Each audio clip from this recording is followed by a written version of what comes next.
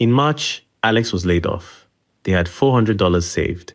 Not because they were reckless, because 8 months earlier they had looked up how much an emergency fund should be, and the answer came back $36,000.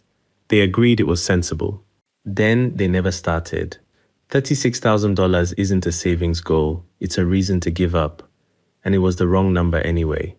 Here's what nearly every emergency fund calculation gets wrong. It's written for one person. If you live alone and your income stops, it stops completely.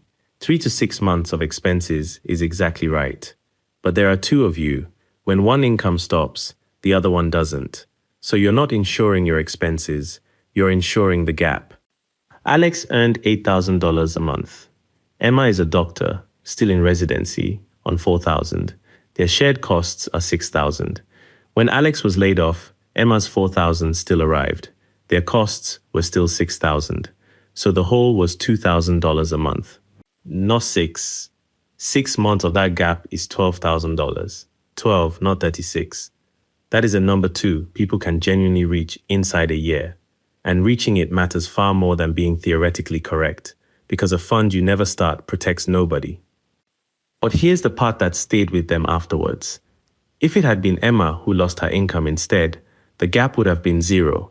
Alex's $8,000 would have covered the $6,000 of shared costs on its own. They'd have been tight. They wouldn't have been sinking, which means the fund they never built was never really for both of them. It was almost entirely insuring Alex. And Alex was the one who had always felt least at risk. So run it both ways. Take whichever gap is bigger, multiply by 6. One thing they'd still have got wrong. Emma sends $300 home every month, and that doesn't stop because Alex lost his job. In the year one of you loses work, the people you support are usually having a harder year too. So it's a fixed cost, $2,300 a month. 6 months is $13,800. And one rule about where it sits. Both names on the account, and either of you can take money out without asking the other. A fund you need permission to reach isn't an emergency fund. It's a savings account with an extra step. Alex found work in 7 weeks. They covered those weeks on credit cards and Emma's overtime, and it took most of a year to clear.